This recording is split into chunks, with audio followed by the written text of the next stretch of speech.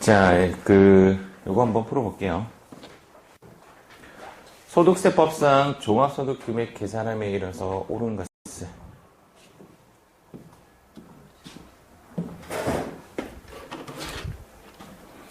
자, 지금 사업소득에서 발생한 결손금은 다른 종합소득금액에서 공제한다. 맞나요? 사업소득에서 발생한 결손금은 사근연기 2배 순으로 다른 소득에서 마이너스를 할 수가 있습니다. 이거는 맞는 것 같은데 한번 볼게요. 부동산 임대소득에서 발생한 결손금에 대해서는 부동산 임대끼리만 되죠. 그러니까 다른 종합소득금액에서 공제하는 게 틀렸어요. 그 다음 2배, 부, 사, 근, 연, 기는 반드시 모두 합산하여 왕따시키는 친구들 있죠. 분리과세를 왕따시키기 때문에 틀린 말입니다. 아버지와 아들이 공동으로 사업을 하는 경우에는 합산하지 않죠. 맞죠? 따로따로 합니다. 이거를 개별 소비세다라고 합니다. 자, 다음은 소득세법 규정에 대한 설명입니다. 옳지 않은 것은. 자, 거주자 정입니다. 옳지 않은 거. 주소를 두고요. 맞죠? 183일. 정답은 1번. 태하고 양은 종합소득과 합산하지 않고, 맞죠? 태양은 분류하죠. 분류과세를 한다. 사망할 때와 출국할 때만은 기간이 다르죠. 1월 1일부터 사망일까지다. 납세지는 주소지다. 맞죠? 납세지는 주소지. 거주자인 납세지와 이제 비거주자인 납세지는 달라요. 비거주자는 국내에서 돈을 버는 곳. 그러니까 비거주자가 이런 식으로 이제 만약에 문제가 이 앞에 B자가 붙어버리면 틀린 거예요. 비거주자의 납세지는 주소지다. 주소지가 있으면 비거주자가 아니죠. 주소지가 있으면 거주자고. 그래서 비거주자의 소득세 납세지는 사업장 소재지, 사업장이 없는 경우에는 국내 원천 소득 발생지 뭐 이렇게 하는데 말이 좀 어려우니까 국내에 돈을 버는 장소 이렇게 보시면 됩니다. 소득세법상 종합소득으로 짝지어진 것은 태하고 양은 걸러야 되죠. 태양 걸리고 정답은 3번. 그러니까 사근연기 2배가 종합소득이다. 비거주자의 소득세 납세지는 어디라고 했죠? 돈 버는 곳, 국내에 돈 버는 곳 어디 있어요? 정답은 2번이 되겠죠. 주소지는 거주자의 정의고요. 국외라고 해서 틀린 거예요. 국외라고 해서 틀린 거고. 이건 좀 애매한 이야기예요. 이런 걸 걸어주면 안 되는데 주 사무소가 발생될 수도 있는데 이거는 좀 이의제기를 좀 할 만한데 책에는 정확하게 얘기를 하게 되어 있어요. 국내 사업장 소재지. 우리나라 소득세 제도의 특징에 해당하지 않는 것. 종합 맞는 것 같고 개인 맞고 원천 맞냐 말 맞고 얘가 좀 틀린 말인데 우리가 지금 부가징수 지금 현재 내야 되는 것 중에 하나가 뭐가 나왔냐면 고지된 거 보니까 집에 있으니까 자동차 세대라고 날라왔던데 이런 거는 부가징수예요. 왜냐면 우리가 계산해서 신고하는 신고 납부 제도가 아니라 가만히 앉아 있으면 너 얼마 내세요라고 하고 부과를 해버리죠. 이게 부가징수 제도입니다. 부가징수 제도라면 소득세가 부가징수 제도라면 여러분들은 공부할 필요가 없습니다. 지금 여러분들 공부하는 이유는 신고 납부 제도이기 때문에 이렇게 공부를 하는 거예요. 어느 순간에 소득세가 부가징수 제도가 된다면 소득세 책은 다 사라져요. 필요가 없어져요. 정답은 3번이 정답이 됩니다. 자, 납세 의무자 옳지 않은 거 183일 맞죠?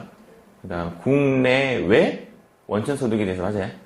그렇죠. 거주자는 국내, 국외에 대해서 소득세를 과세한다. 비거주자는 국내. 정답은 4번이죠. 1번에 좀 이상한 이야기가 났죠. 자연인이 개인에 해당한다. 법인과 반대말을 자연인이다라고 합니다. 정답은 4번입니다. 국내 소득에 대해서 과세를 한다가 정답이 되겠죠. 자, 이자소득입니다. 일단 이자소득에 대해서는 시험에 나오는 것이 좀 정해져 있습니다. 뒷페이지에 나오니까 그것도 설명드릴게요. 이자소득에는 비과세 분리과세를 제외하고 나머지를 총수익금액이라고 하고 이자소득이 시험에 나오는 부분 1번 요겁니다. 1번. 다음 중 필요경비가 없는 소득은 정답은 이자소득입니다. 다른 것들은 필요경비의 형식은 다 갖추고 있죠.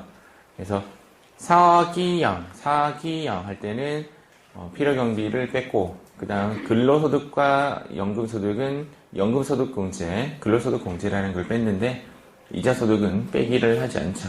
그래서 총수익금액과 이자소득금액은 똑같아. 그때 제가 이거 뭐라고 하면서 설명했냐면 이자소득을 버는 데 있어서 필요경비가 나올 수가 없습니다. 내가 뭐 접대를 할 거야, 내가 뭘 할 거야, 그렇죠? 그래서 똑같다 이렇게 보시면 됩니다. 시험에 나오는 유형은 이렇게 세 가지입니다. 세 가지. 이자소득의 종류. 그러니까 지금 현재 처음에 1번이 책 순서에도 이자소득의 종류를 쭉 나열해 놓고 다음 중 이자소득이 아닌 것은 이런 문제가 나오는 게 1번. 자, 이번에 이자소득의 세율 한번 적어볼까요? 우리가 지금 이제 외워야 되는 부분이 뭐냐면 이자소득의 세율입니다. 처음에 이제 여러분들이 배우는 것이 14%입니다. 요거는 정말 많이 알려진 퍼센트. 이게 대부분 일반적인 퍼센트입니다. 일반적으로 14%. 그 다음 이제 번외로 나오는 것이 기본세율. 기본세율. 직장공제에 추가받는 것. 그 다음, 25% 비영업대금의 2. 이 정도만 적으면 될 것 같고. 그 다음, 42% 또는 90%. 비실.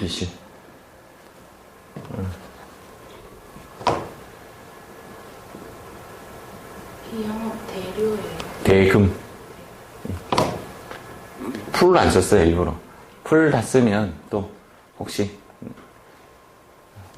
어려울 수 있으니까 이것도 비실명 이렇게 할까요? 비영업까지만 쓸까요? 뭐 썼으면 놔두고. 비영업. 지금 이제 2번에 대한 답은 요게 일반적이고 나머지 세 가지가 예외다. 요거 공부하는 겁니다. 요거. 답은 이미 끝났어요. 2번에 대한 답은 요게 다요. 요게 다. 요거를 이제 여러분들이 이제 어떻게 기억을 하느냐 이렇게 보시면 됩니다. 이자소득의 수입 시기는 이렇게 적으면 됩니다. first는 약정일. 약정일이 있으면 약정일 먼저인데 약정일이 있는 것이 세 가지입니다. 하나는 직장공제 초과반환금, 하나는 비영업대금의 이익, 하나는 기명. 이 세 가지가 정답이 되고 세컨드는 받는 날. 이럴 필요가 없죠. 이게 답이에요. 지금 1번, 2번, 3번에 대한 것이 답이 저기 다요. 예를 들어서 내가 시간이 지금 10분밖에 없다라고 한다면 제가 저거 외우세요라고 할 거예요. 이번 시간에 제가 전달하는 내용이 저겁니다.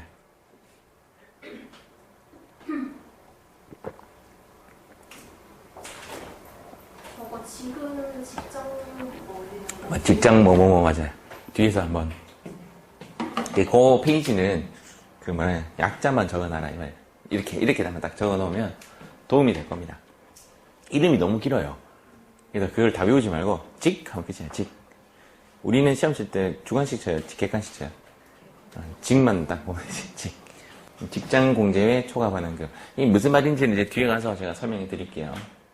이게 보면 요거 연결되죠? 이렇게 연결되죠, 맞죠? 거의 답이 똑같잖아요, 두 개가.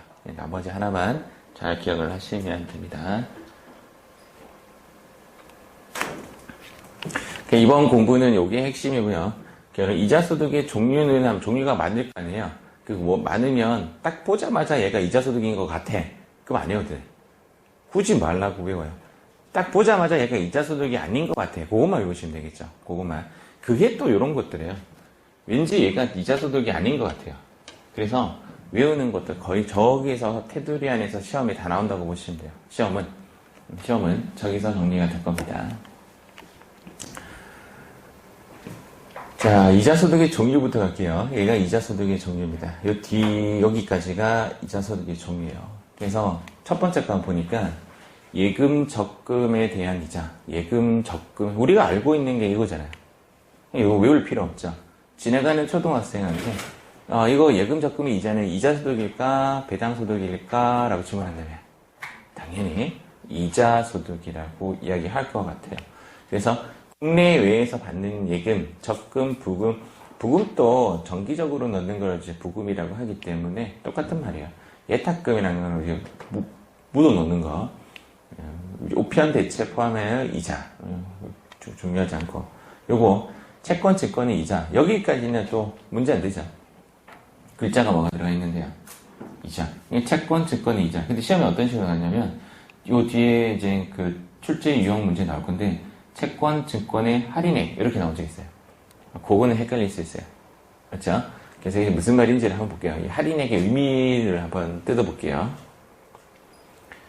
일단은 채권 증권에 대한 이자라는 말은 이런 개념이죠. 이제 B가 A에게 1,000원을 맡겼을 때 얼마로 돌려준다? 1,200원을 돌려준다면 이 200원에 대한 성격을 뭐라고 하냐면 이자 이렇게 합니다. 근데 할인액의 의미는 뭐냐면요. 이렇게 보시면 돼요. 원래 원금 1,000원짜리를 처음부터 800원 주고 사는 거죠. 이런 걸 뭐라고 해요? 할인이라고 하죠. 그래서 처음부터 채권을 싸게 사는 거. 우리 예전에 재무회계 배우실 때 사채 할인 발행 뭐 이런 거 들어봤죠? 주식 할인 발행. 그러니까 1,000원짜리 자체가 800원에 거래가 된 거예요. 첫 거래가. 그래서 800원에 거래가 되었다가 만기가 되면 원금으로 돌려주는 형식도 할인이라고 하는데 이때 차익 200원을 뭐라고 하냐면 이자라고 한다. 이렇게 보시면 됩니다. 참고로 그거 좀 헷갈릴 수가 있는데 우리 그 회사에 있는 그 사업 그 통장이 있죠. 통장. 우리 제가 이야기하면 제 사업용 계좌에 들어가 있는 돈이 이자를 넣죠. 그 이자는 이자소득이에요, 사업소득이에요? 그거 사업소득 아닙니다. 그래서 이자소득으로 하기 때문에 평상시 기장을 할 때 이자소득이라고 명시를 해도 나중에 그 세무조정이라는 단계에서 총 수익금액 불산입 이렇게 해서 빼버립니다.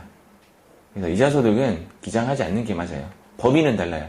법인은 이자소득도 포괄주의에 의해서 전부 다 소득으로 보는데 사업통장에서 발생한 이자소득마저도 걔는 이자소득으로 보지 사업소득으로 보지 않습니다. 특이한 경우의 이자만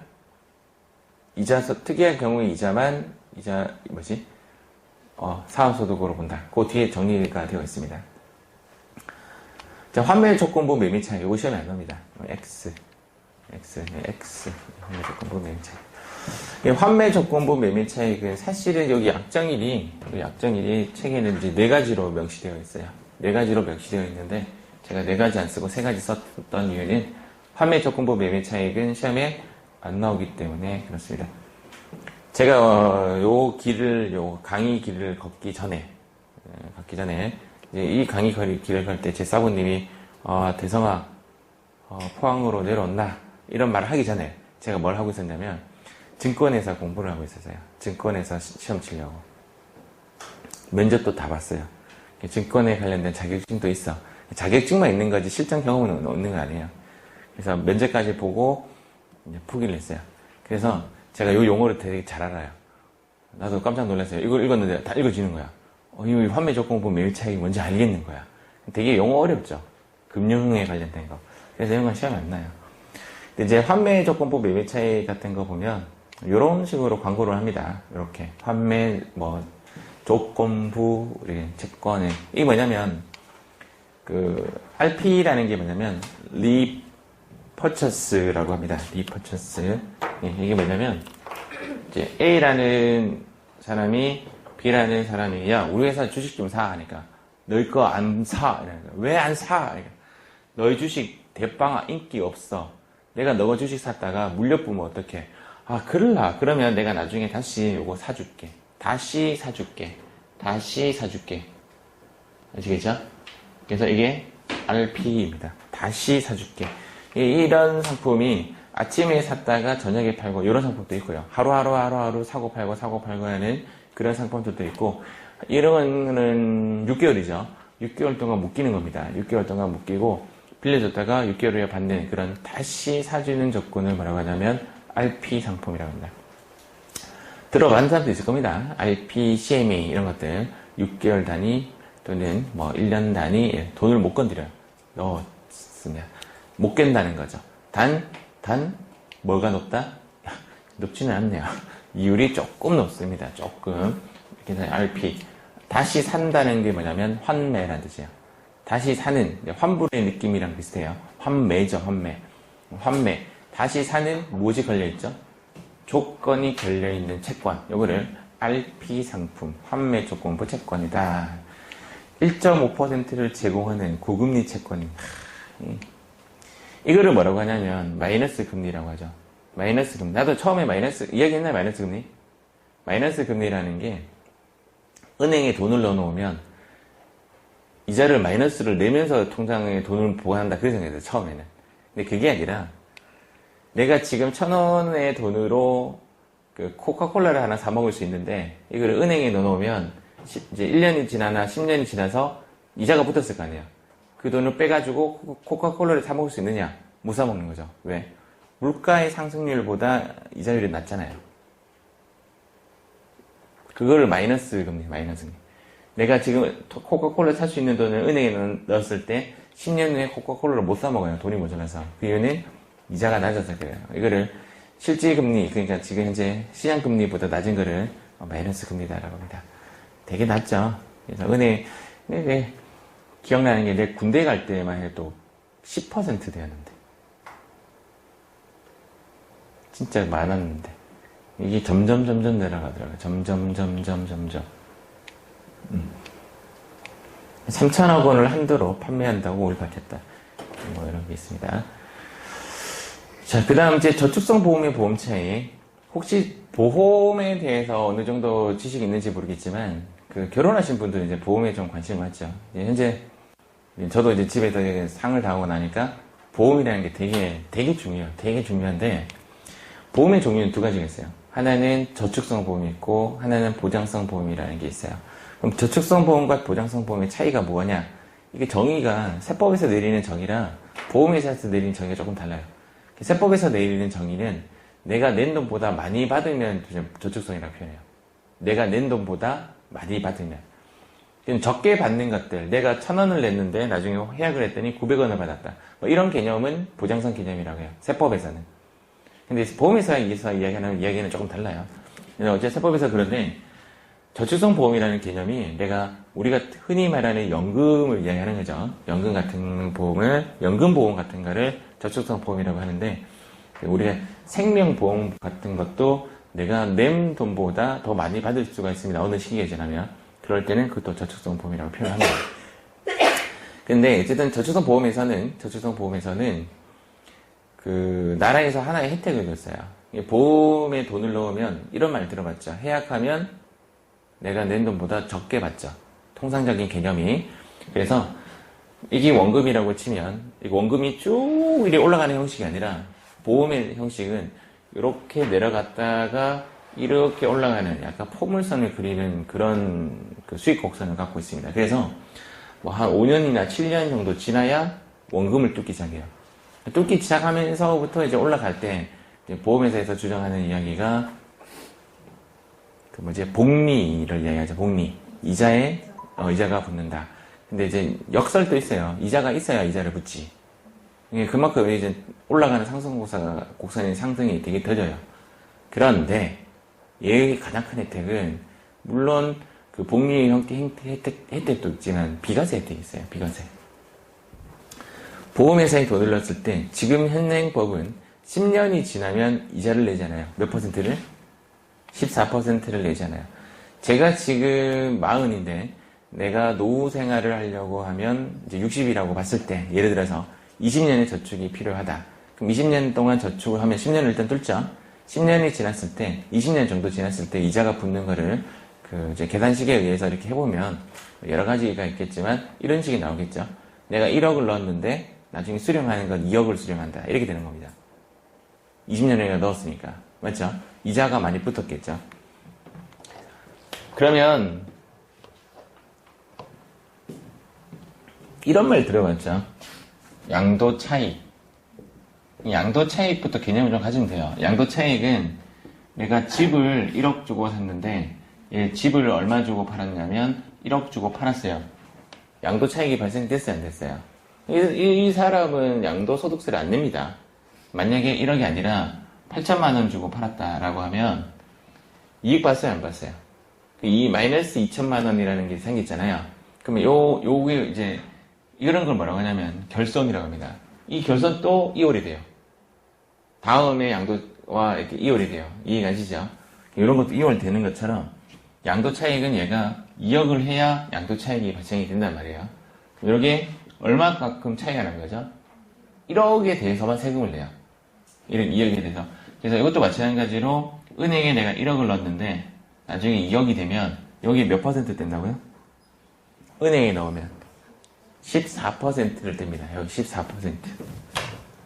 14% 물론 지방소득세 포함하면 1.4%가 더 붙어요. 그래서 14%에서 1.4%가 더 붙으면 15.4%. 그래서 지금 은행에 가보면 15.4라고 적혀 있는 데도 있고 14라고 적혀 있는 데도 있어요. 똑같아요. 똑같으면 실제적으로 떼이는 돈은 15.4%가 되겠죠. 그럼 여기서 1억이 발생된 거에 대해서 15.4%로 친다면 1,540만 원이 떼이는 겁니다.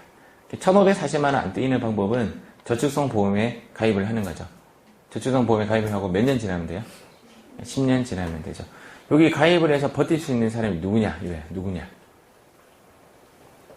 그 1억이 지금 당장 필요 없는 사람은 버텨요. 내가 돈이 지금 한 1,000억 정도 있어. 1억 정도 뭐 거기에 묻어봤자 필요도 아니잖아. 그래서 이런 혜택을 많이 보는 사람이 우리 같은 일반 시민이 아니라 부자들이 되게 혜택을 많이 받어요. 세금까지 안 내려고. 누구한테 하면 되죠? 그러니까 하여튼 뭐 여러 가지 방법이 있는데 뭐 이렇게 상속 증여세를 뭐 없애는 그런 방법 중에 하나도 이렇게 많이 했고 뭐 이렇게 했어요. 그래가지고 어쨌든 이런 법이 생겼어요. 이게 몇 년 지나면 10년 지나면. 근데 여기 뭐라고 돼 있냐면 과세 제외 요건을 충족하지 못한 이라 돼 있잖아요. 그 말이 뭔 말이냐면 몇 년을 지나지 못한 10년을 지나지 못한 이 말이에요. 과세 제외 요건을 충족하지 못한 10년을 지나지 못하고 우리 뭐 했다? 깼다 이거예요. 깨버리면 뭐가 돼요? 차익이 발생됐다라면 차익이 발생 안 되면 상관없고요. 그러니까 해약금이 적으면 상관이 없고 해약금이 넣었던 돈보다 많다면 그럼 이제 돈이 붙은 거죠. 붙은 경우에는 10년이 지나지 않는 보험 차익에 대해서는 몇 퍼센트 된다? 14%를 된다. 우리 시험은 지방소득세 포함된 이야기를 하지 않습니다. 지방소득세 별도로 생각하기 때문에 여기는 그렇게 보시면 됩니다. 비과세 변천사인데요. 지금은 10년인데요. 예전에는 3년, 5년, 7년 갔다가 다시 5년 갔다가 7년 갔다가 10년으로 고착됐다가 2017년도부터는 한도를 막 축소를 했어요. 그래서 이제 부자들이 비과세 혜택 보는 부분을 좀 없애려고 국가가 수를 쓰고 있고 그에 대해서 일시납은 1억까지 월납은 150만 원까지 한도 적정했습니다. 그래서 현재 비과세는 10년이고요. 현재 비과세는 10년이고 월납 보유료는 150만 원까지만 인정해주고 있다. 그러니까 이제 비과세 시대는 이제 거의 다 끝나가요. 우리가 소득을 벌었는데 이제 비과세가 안 나는 그 유일한 상품 중에 하나는 주식이에요, 주식. 주식은 현재 차익에 대해서 세금을 과세하지 않습니다. 한번 과세한다고 한번 소문이 퍼진 적이 있어요. 우리나라도 한번 있었고 중국도 한번 있었어요. 소문 딱 퍼지자마자 뭐부터 없어져요? 외국 투자자들부터 싹 다 나가요. 이 나라에 굳이 투자할 필요가 뭐 있어? 세금까지 떼는데 이런 느낌. 그래서 주식에 대해서는 과세를 하지 않는 게 약간 불문율인 것 같아요.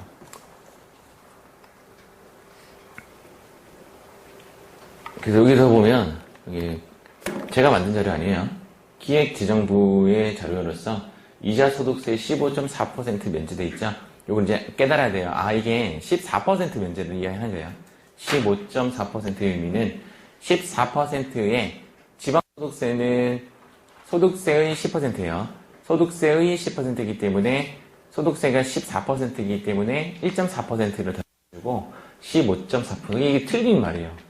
이자소득세 플러스 이자소득 지방세 이렇게 해줘야 되는데 이자소득세만 이야기할 때는 14%가 맞는 말이에요.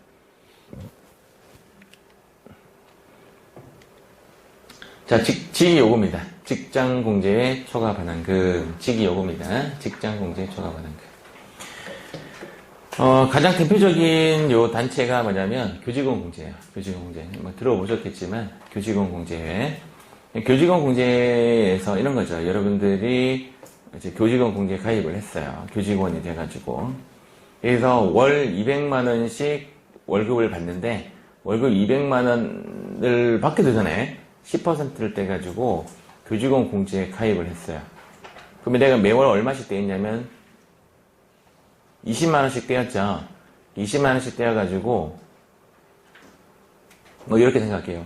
10개월 불입했어요. 10개월. 10개월을 불입했더니 220만 원에 10개월이니까 200만 원이 쌓여야 되잖아요. 내가 해약을 했어요. 그래서 언제까지 돈을 돌려주세요 라고 해서 해약을 했더니 돌려준 돈이 얼마냐면 200만 원이 아니라 300만 원 돌려주는 거야. 그러면 뭐가 생긴 거죠? 지금 100만 원에 대한 이자 소득이 발생됐죠. 이거를 뭐라고 하냐면 이자 소득 직장 공제회 교직원 공제를 얘기하는 거죠. 직장 공제회 무슨 반환금? 초과 반환금. 뭔 말인지 이해했죠? 직장 공제회 교직원 공제회에서 200만 원만 돌려주면 원금인데 300만 원 돌려줬으니까 그 100만 원이 초과가 된 거죠. 직장 공제회 초과 반환금이라고 합니다. 근데 얘는 지금 여기 답이 여기도 지금 중요하다고 되어 있고 여기도 중요하다고 되어 있죠. 일단은 약정일이라는 말이 뭐냐면 약속으로 정한 날 이렇게 보시면 돼요. 약정일이라고 되어 있어요. 다른 거는 해약일이라고 되어 있고 여기 해약일이죠. 받는 날 또는 뭐 여러 가지 표현을 많이 쓰는데 대부분의 이자 소득은 받는 날이에요. 받는 날 과세를 하도록 되어 있는데 직장공제 초과 반환금 요거는 약정일이라고 되어 있고 세율이 기본 세율이에요. 이게 뭔 말이야? 14%가 아니라 기본 세율이다 이라는 거죠. 여기 이런 말이 있죠. 고이율 무슨 과세? 세금을 대빵 적게 뗀다는 뜻이에요. 대충 이제 내용이 뭐냐면 직장공제 초과 반환금은 연분연수법을 이용해요. 연분연수법이 무엇이냐? 시험에 안 나오고 연분연수법조차 시험에 안 나올 거니까 그냥 이렇게 들으세요. 연분연수법은 여러분들이 실제 생활할 때 어디서 많이 들을 거냐면 퇴직급여 탈 때. 퇴직급여 계산 방식이 연분연수법 방식이에요. 이게 뭐냐? 연분, 1년 단위로 분, 나눈다는 뜻이에요. 그리고 다시 1년 단위로 뭐 한다? 더한다라는 뜻이에요. 그래서 연분연수법이 무슨 얘기냐면 이런 거예요. 내용은 이제 이렇게 되어 있고요. 1억에 대해서 세금을 때리면 우리 전에 한번 계산해봤지만 2천만 원 정도가 세금이 났죠. 산출되었죠.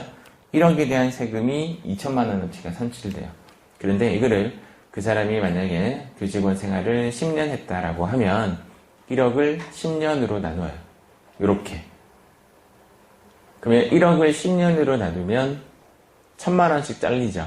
1,000만 원씩 잘리고 1,000만 원에 대한 세금이 얼마냐면 60만 원으로 계산되죠. 6% 구간이니까. 그래서 이걸 다시 다 더해요. 연분했던 거를 다시 다 더하면 세금이 얼마가 되냐면 600이 되죠. 한 그릇에 담으면 2천만 원에 대한 세금이 나오는데 연분연수법을 사용하면 600만 원에 대한 세금으로 훅 줄잖아요. 직장공제 초과 반환금의 세금이 이렇게 됩니다. 우리나라에서 가장 세금을 적게 냅니다. 그래서 제가 제 친구한테 이야기했어요. 야, 그 친구가 울산대학교 행정실에 다니는 친구야. 야, 니 그 직장공제 가입했어? 했대. 얼마나치 했어? 여유가 되는 만큼 했대. 여유가 되는 만큼 하지 말고 이빠이 해라. 이빠이. 우리나라에 존재하는 세금 중에서 비과세, 저축성 보험을 제외하고는 세금이 가장 싸다고. 그랬더니 자기도 무한대로 안 된다 그러더라고요. 그게 정해져 있대요. 어느 정도까지만. 근데 표현을 구자라고 표현하대요. 뭐 5구자만 가입할 수 있어. 이런 식으로 이야기하더라고. 이것도 무한대로 안 해놨네요. 보니까. 이게 이제 연분연수법. 그래서 직장공제 초과 반환금은 기본세율, 아까 전에 그 그릇에 따라 14%를 때리는 게 아니라 연분연수법을 사용한 기본세율로 세금을 때린다.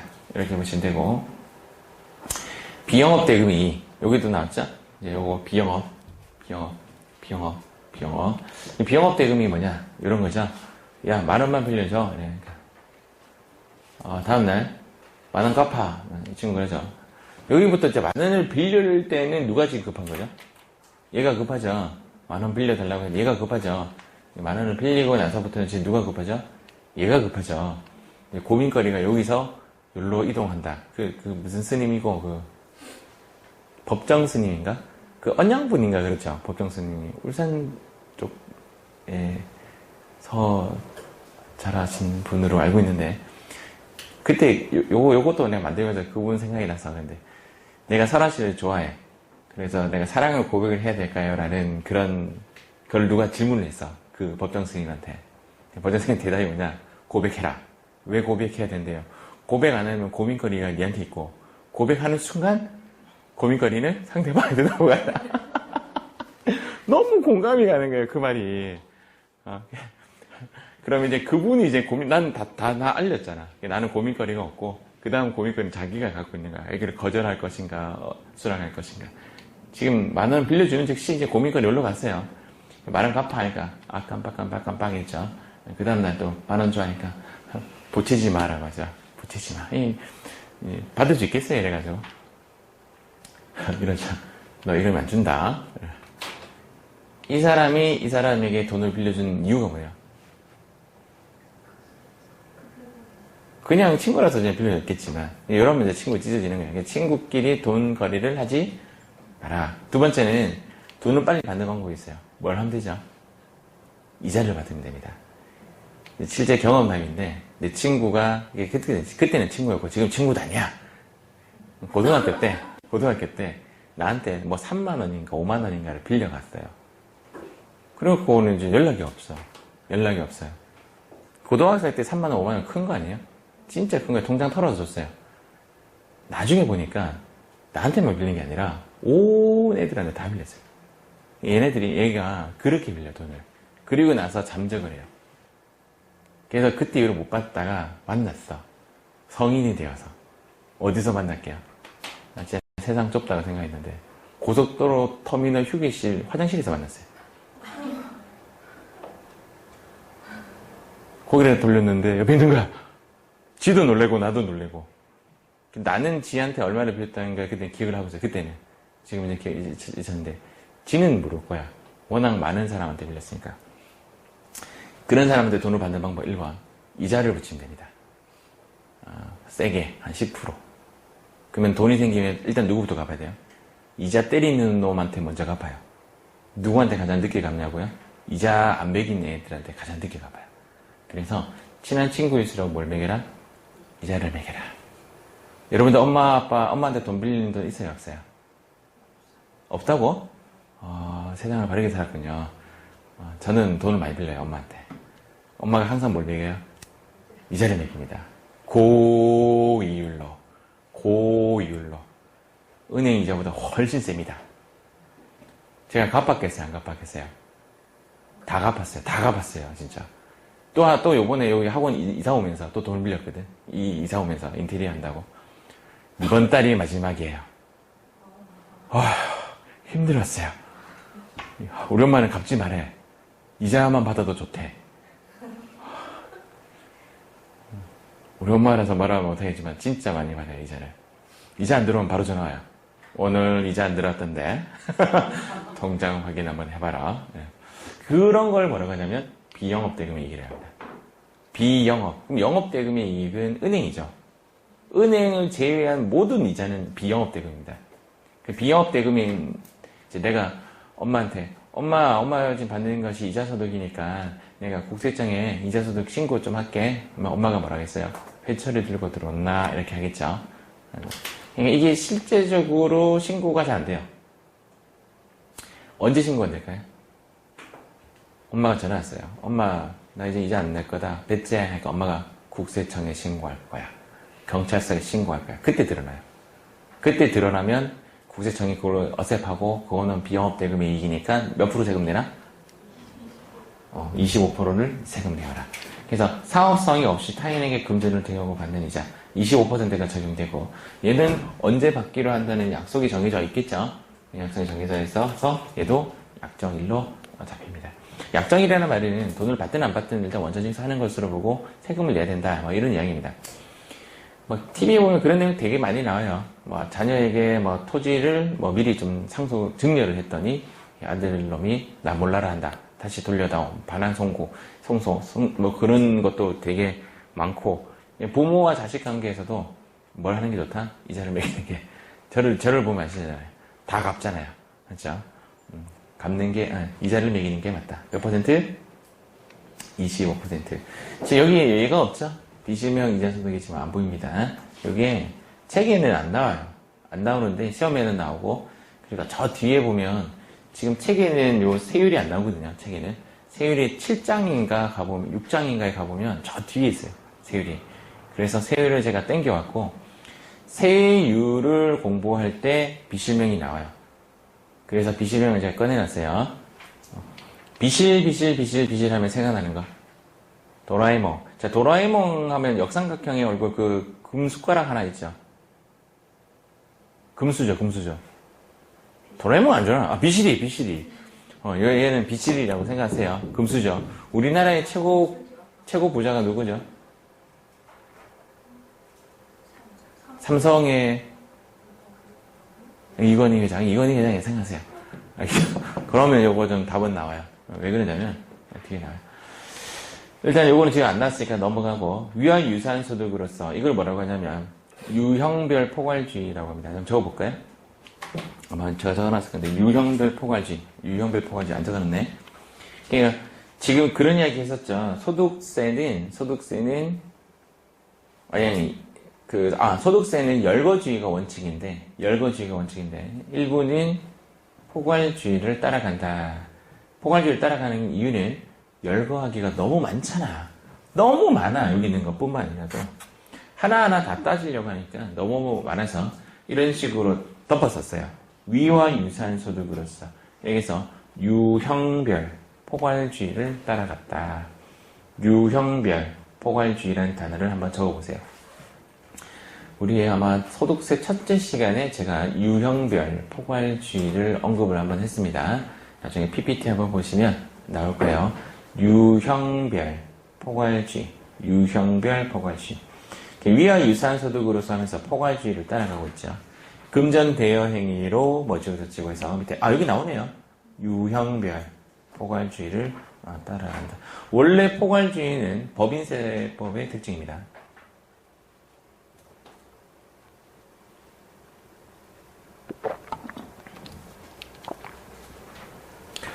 요거 중요합니다. 요거. 이자소득에서 제외되는 거. 제가 웬만하면 다 이자소득인데, 이런 경우는 사업소득으로 본다, 또는, 요 책이 안 나요. 손해배상금에 대한 법정이자. 요것도 시험에 좀 나오는 편이에요. 손해배상금. 그러니까 내가 이런 식으로 생각하시면 됩니다. 내가 손해배상을 받는데, 100만원을 이제 배상으로 받아야 돼요. 그런데 상대방이 또 뭐 걸었냐면, 야, 그거 인정할 수 없어. 나 그거 100만원 못 주겠어. 이런 경우 있죠. 자동차 보상이나 여러 가지 보상에 대해서. 그러면 내가 또 받아야 할 100만원 또 못 받죠. 그래서 세월이 좀 지나가지고 받잖아요. 세월이 지나서 받을 때는 원래 받기로 했던 날로부터 이자를 붙여서 받아요. 원래 받기로 했던 돈이 100만원인데 세월이 지나가지고 120만원 받았어.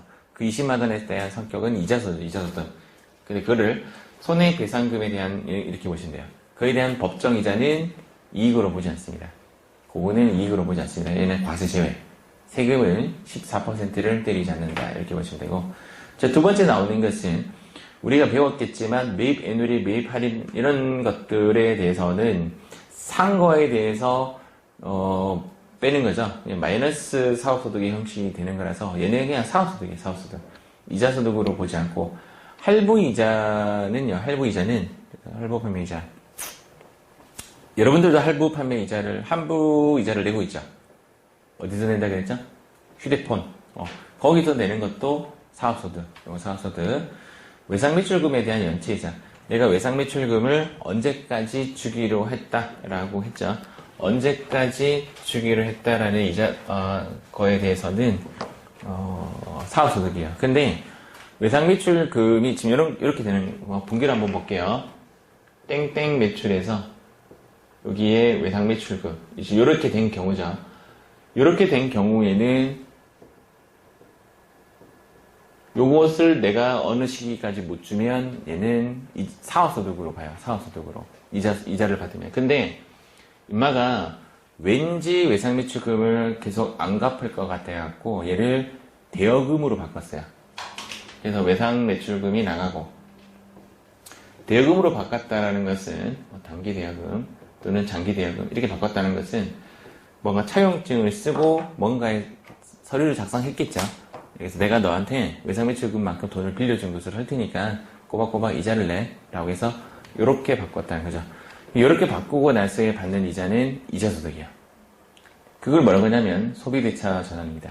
그래서 그냥 외상매출금 자체에서 떨어지는 이자는 사후소득으로 보지만 사후소득 그러니까 더 돈을 매출을 많이 한 것으로 봐요. 그런데 소비대차 전환한 경우 소비대차 전환한 경우에는 이거는 내가 돈을 빌려준 것으로 봐요. 그래서 나는 실제적으로 영업활동을 하지 않기 때문에 비영업대금의 이익으로 과세를 하겠죠. 요거는 이자소득으로 명합니다.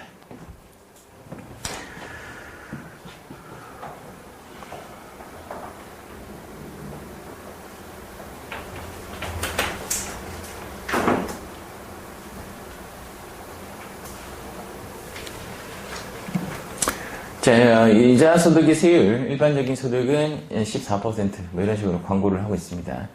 여기에서 이제 여러분들이 한번 읽어봐야 되는 게, 여기 조그만 글자인데요. 세전금리, 여기는 세후 수령액. 뭔 말인지 대충 있어요? 세전금리는 세금 떼기 전에 금리가 이렇다는 거고, 세후 수령액은 15.4%를 떼고 나서 내가 수령하는 금액이 얼마다? 이런 이야기예요. 알겠죠? 시중은행 12개월 100만원씩 불입을 하면 원금 1200만원인데 실질적으로 받는 거는 1209만9,526원을 수령하게 된다. 이런 걸 뭐라고 해요? 1200만 이게 지금 현재 이렇게 물어보는 거죠. 주희씨 지금 통장에 얼마 있어요? 이렇게 물어봤더니 지금 통장에 하나도 없는데요.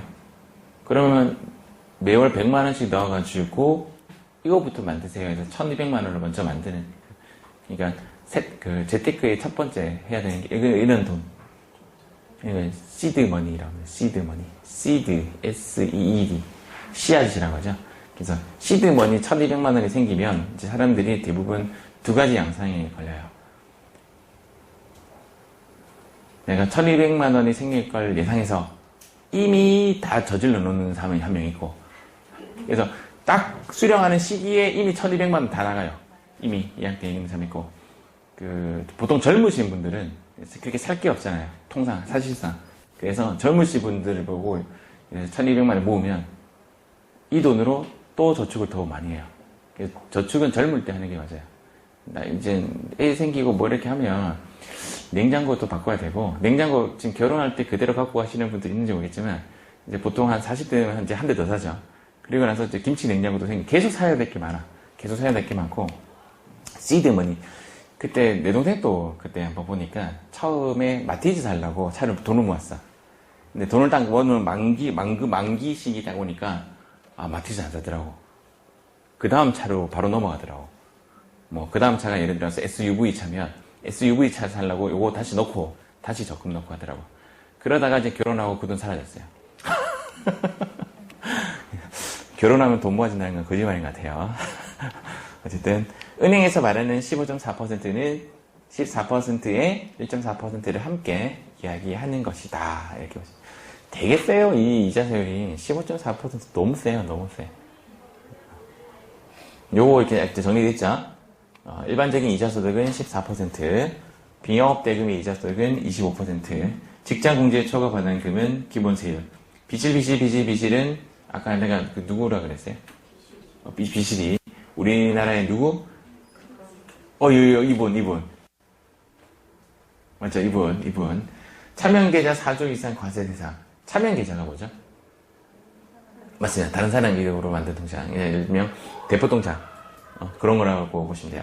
이건희 삼성회장 비자금 특검 당시 4조 원이 넘는 차명계좌들이 발견됐다. 그러니까, 이건희 이름으로 쓰지 않은 다른 사람 이름을 통장으로 만든 게 4조 원이 넘는, 우와, 4조 원. 와, 4조 원 맞죠? 이번 국감에서 이건희 삼성 회장 측이 이 계좌들을 실명 전환하는 대신 지금부터 우리나라는 실명제를 도입하여 누가 그랬죠? 김영사 대통령이 실명제를 도입했어요. 실명제도가 뭐냐면 이제 통장을 예전에는 내가 통장을 그냥 홍길동 이렇게 만들 수가 있었는데 그 다음부터는 못 만들게 됐어요. 무조건 실명제. 돈을 다 차장하게 됐다는 사실이 밝혀져 논란이 일어났다. 금융당국은 오늘 이 차명 계좌들이 고율의 과세 대상이라고 밝히면서 인출 과정도 다시 살펴보겠다고 말했다. 그래서 몇 퍼센트 세금을 보여야 된다? 이게 90%면요. 지방소득세가 몇 프로예요? 9%죠. 그러니까 결론적으로 뭘 하는데 99%를 세금을 때리겠다는 뜻이잖아요. 이게 비실명 이전소득입니다. 실명이 아닌 비실명 시선에는 이게 JTBC의 성격이 약간 뭘 때리잖아요. 맞죠? 보통 삼성이나 현대를 못 때리는 이유가 뭐죠? 광고 때문에, 광고. 광고가 다 떨어져요. 삼성과 관련된 이제 광고 다 떨어진 거야. 그거 각오하고 하는 거. 삼성 거, 그냥 어쨌든 때렸어요. 그냥 막 뉴스 때리고 막 이렇게 난리 나고 막 이렇게 했어요. 막 난리 나고. 한번 볼까요? 시간이 될라나?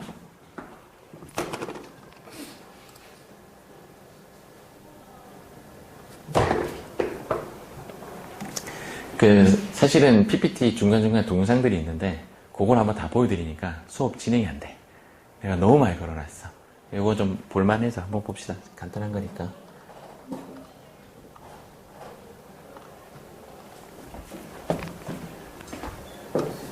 1분. 한국의 뒷북 대응이 논란이 되고 있습니다. 관련 수익에 1,000억 원대 세금을 매겼는데 시기가 늦어서 지난 2007년 이전 수익은 해당이 안 됩니다. 또 세금을 먼저 금융회사들이 내야 합니다. 이주찬 기자입니다. 국세청은 이건희 삼성그룹 회장 등이 차명계좌로 본 이자와 배당 수익에 1,000억 원이 넘는 세금을 매겼습니다. 금융실명제법을 위반했기 때문에 90%의 세율을 적용한 겁니다. 이 중 이 회장이 내야 하는 금액은 절반이 넘는 수백억 원대로 추정됩니다. 하지만 국세청은 2007년 이전 소득에 대해선 세금을 부과하지 못했습니다. 부당하게 세금을 안 냈더라도 10년이 지나면 과세할 수 없기 때문입니다. 정부의 뒷북 대응에 대한 책임론이 나오는 배경입니다. 게다가 세금은 이 회장이 아니라 금융회사들이 우선 내야 합니다. 금융회사가 계좌에서 세금을 원천 징수해야 하는데 해당 차명계좌에선 이미 돈이 빠져나간 상태이기 때문입니다. 제때 세금을 징수하지 않은 금융회사들은 수십억 원의 가산세도 내야 합니다. 금융회사들은 우선 국세청에 세금을 납부한 뒤에 이건희 회장 등 계좌 실소유주에게 구상권을 청구할 수 있습니다. 하지만 구상권 청구와 가산세 납부 책임 여부를 놓고 소송전이 벌어질 가능성이 커 파장과 논란이 계속될 것으로 보입니다. JTBC 이주찬입니다. 그 내용인 즉 뭐냐면 원천징수 의무자가 원천징수 안 했으니까 금융당국에 먼저 세금을 내고 가산세도 금융당국이 다 내야 되고 뭐 그런 얘기입니다. 조금 남았으니까 쉬는 시간 가졌다가 마무리 짓고 그 다음 진행할게요. 근데 이렇게 하고 나서 이렇게 처음에 때렸어요. 처음에 이렇게 뉴스가 나오고 나서 이제 금방 보여드렸대요. 뉴스가 나오면서 이 뉴스가 사라졌어요. 저는 이거 되게 관심 있게 봤는데 이렇게 될 거라고 예상은 했긴 했어. 사실은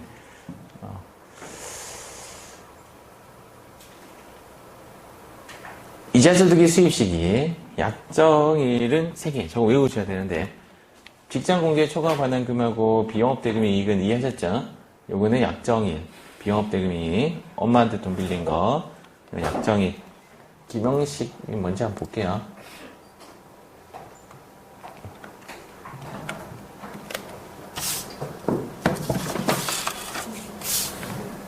비자금 하면 빠지지 않고 등장하는 게 바로 무기명 채권입니다. 유행어를 빌리면서 묻지도 빠지지도 않는다고 하는데요. 무기명 채권이 정확히 뭐길래 지금까지도 비자금의 핵심 고리로 거론되는 걸까요? 강영구 기자가 살펴봤습니다. 네, 화면에 보시는 것이 전두환 전 대통령의 비자금으로 추정되는 무기명 채권의 샘플입니다. 채권은 크게 두 가지가 있는데 돈을 받는 사람 이름이 표기된 기명 채권, 그리고 채권 금액만 있고 이름이 없는 무기명 채권입니다.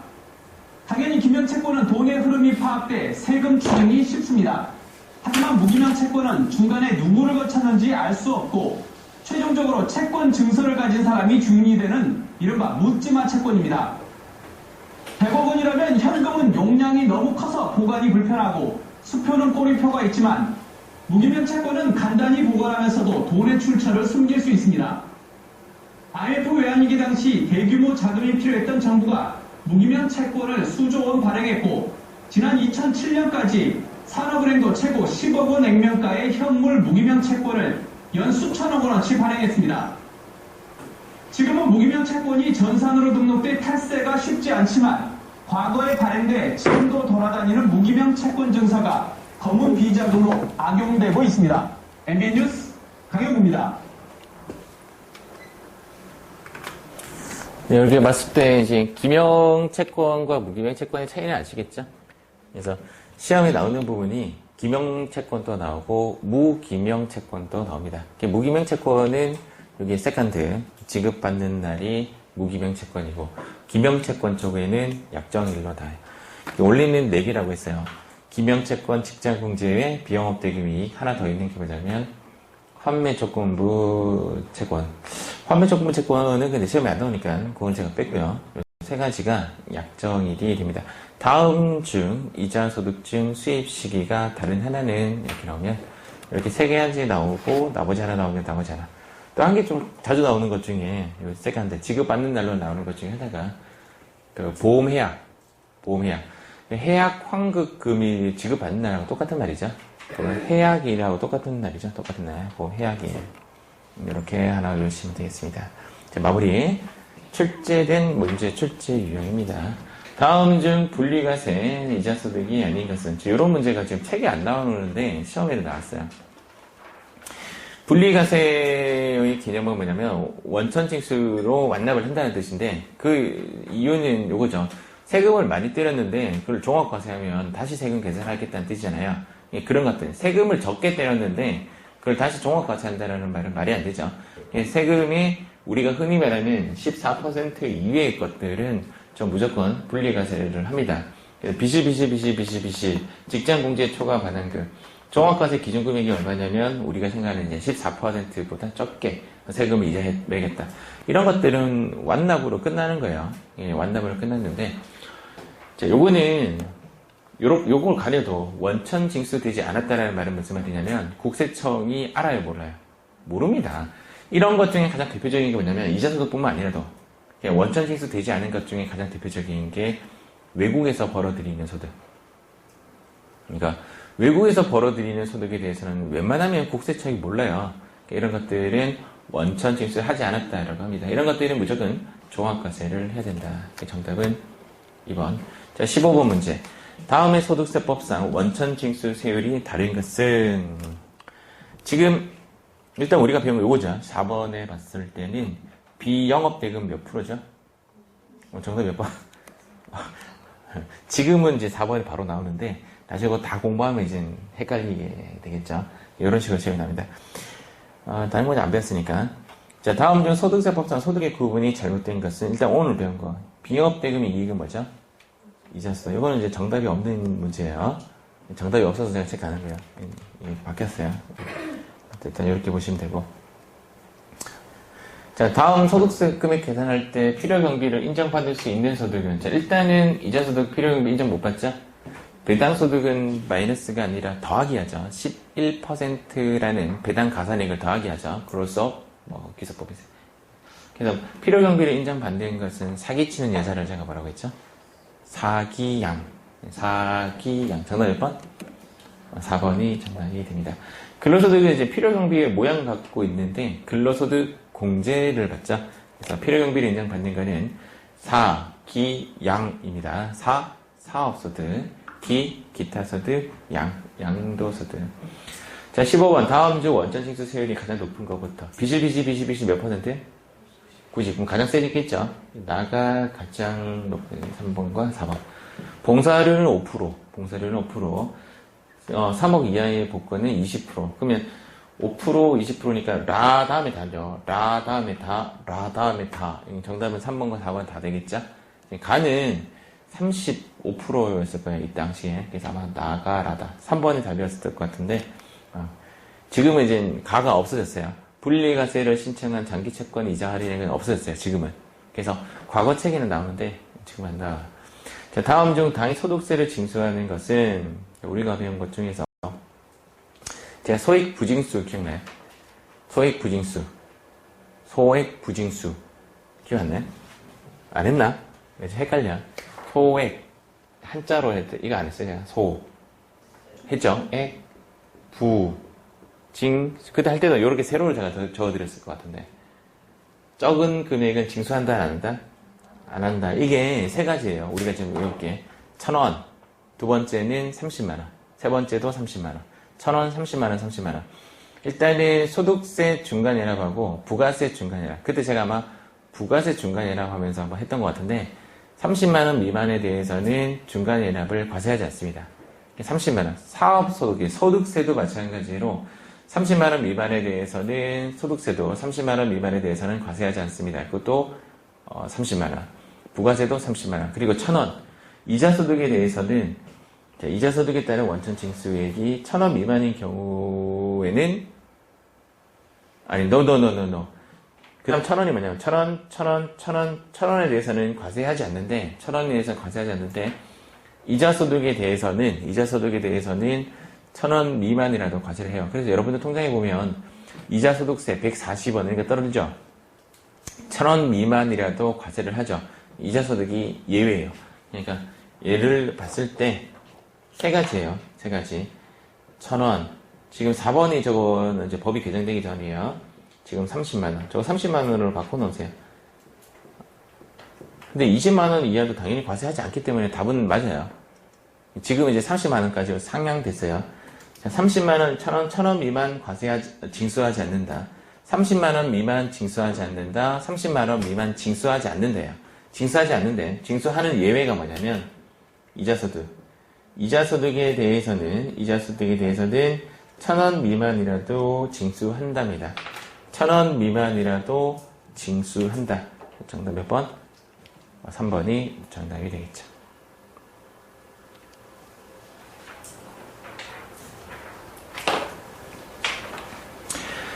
자, 14번 문제. 과세표준 확정 신고를 반드시 해야만 하는 경우는 이렇게 되어 있죠.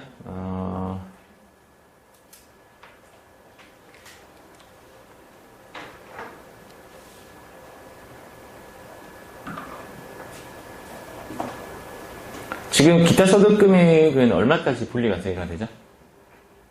3번이 몇 번까지, 얼마까지? 300만원까지. 얘는 분리과세가 되죠. 퇴직소득은 완납적 원천 징수라서 분리과세와 비슷한 성격을 갖고 있기 때문에 얘도 확정 신고하지 않아요. 내가 퇴직소득 받잖아요. 그럼 끝이야, 끝. 다시 신고를 하지 않습니다. 1번, 2번 또 제끼고. 얘는 4번은 뭐라고 돼 있어요?